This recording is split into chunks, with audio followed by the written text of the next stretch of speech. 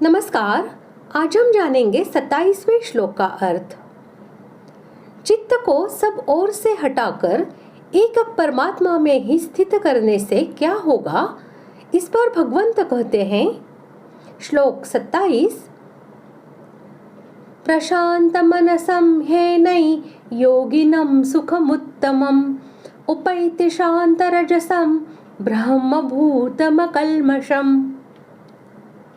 श्लोक का अर्थ, क्योंकि जिसका मन भली प्रकार शांत है, जो पाप से रहित है और जिसका रजोगुण शांत हो गया है, ऐसे इस सच्चिदानंद घन ब्रह्म के साथ एक ही भाव हुए योगी को उत्तम आनंद प्राप्त होता है।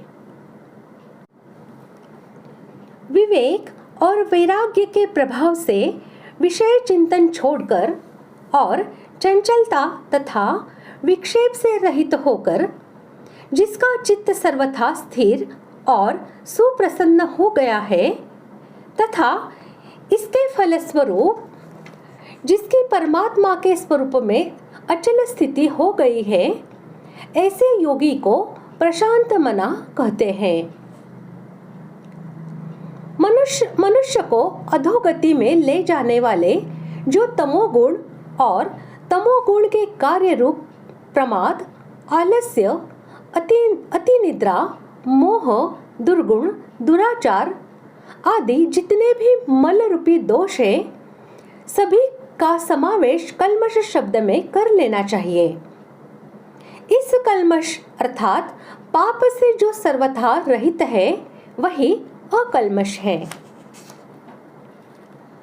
आसक्ति, स्पृहा, कामना, लोभ, तृष्णा और सकाम कर्म, इन सब की रजोगुण से ही उत्पत्ति होती है और यही रजोगुण को बढ़ाते भी हैं। इसलिए जो पुरुष इस सब से रहित है, उसी का वाचक शांत रजसम पद है। ब्रह्मभूतम का अर्थ यह है कि मैं देह नहीं, सच्चिदानंद घन ब्रह्म हूँ। इस प्रकार का अभ्यास करते करते साधक की सच्चिदानंद घन परमात्मा में दृढ़ स्थिति हो जाती है। इस प्रकार अभिन्न भाव से ब्रह्म में स्थित पुरुष को ब्रह्मभूत कहते हैं।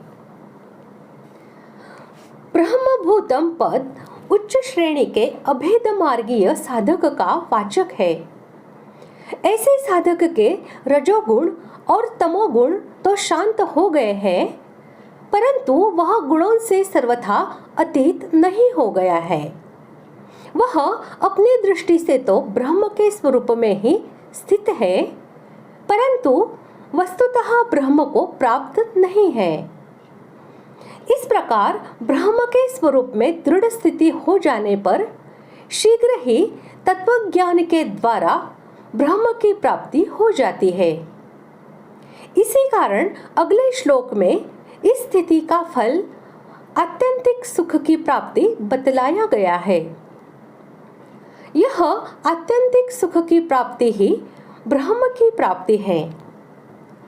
5वें अध्याय के 24वें श्लोक में भी इसी अर्थ में ब्रह्मभूत पद आया है और वहां उसका फल निर्वाण ब्रह्म की प्राप्ति बतलाया गया है।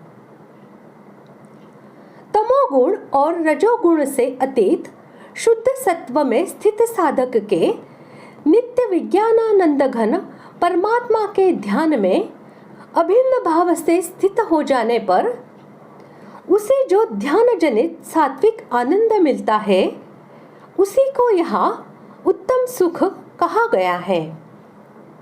5वें अध्याय के 21वें के पूर्वार्ध में जिसे सुख कहा गया है तथा 24वें श्लोक में जिसे अंतः सुख कहा गया है, उसी का पर्यायवाची शब्द यहाँ उत्तम सुख है।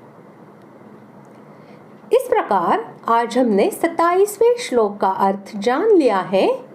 अगले भाग में जानते हैं 28वें श्लोक का अर्थ। धन्यवाद।